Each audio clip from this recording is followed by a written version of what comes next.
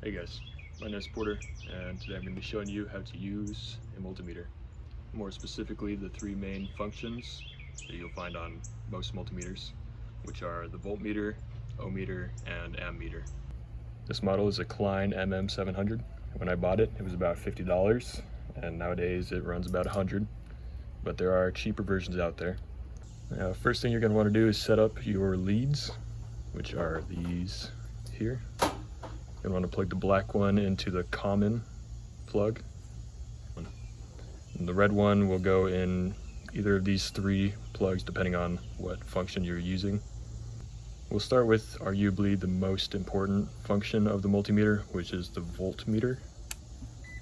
And that is represented by this V.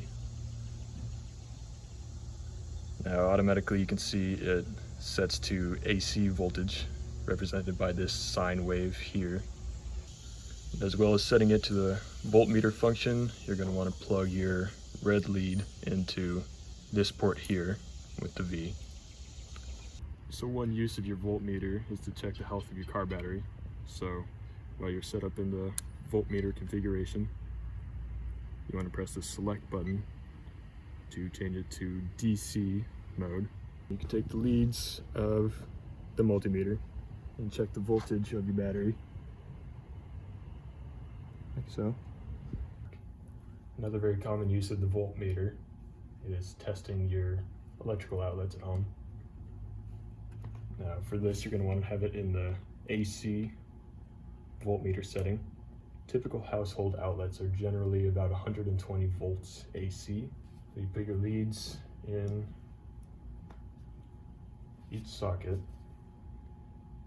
You should read about 120 volts. To put the multimeter in the ohmmeter setting, turn the dial to the omega symbol.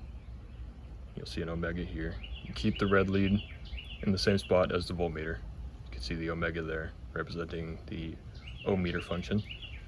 And so if I contact the leads to either end of this cable,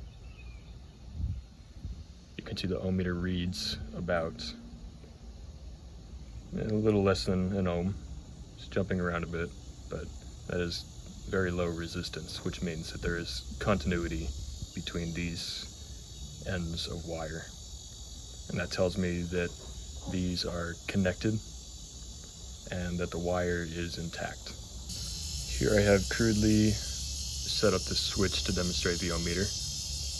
Obviously, when the switch is off, you don't want any current passing from the input to the output of the switch. So the resistance should be very high, and we can verify that by connecting our leads to either end. And we get about 27,000 ohms of resistance. Now, when I turn the switch on, the resistance should be very low.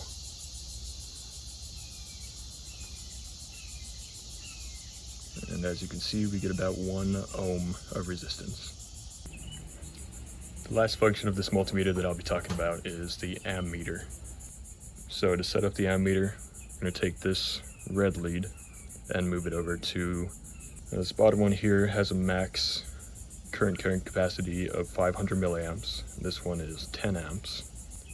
So depending on what you are measuring, you would want to choose one of these.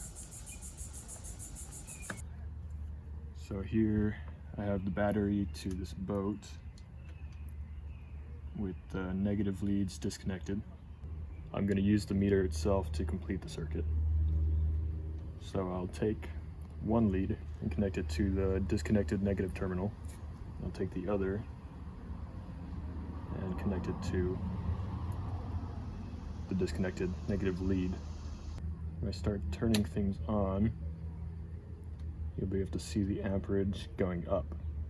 And that is amperage flowing through the multimeter itself. Turn another light on, the amperage goes up a little more. Turn on the bilge pump, and the amperage should jump up quite a bit. Those are the three main functions of the multimeter. You should now have a better understanding of how to use it and of electricity itself, I hope. I hope you learned something, and thanks for watching.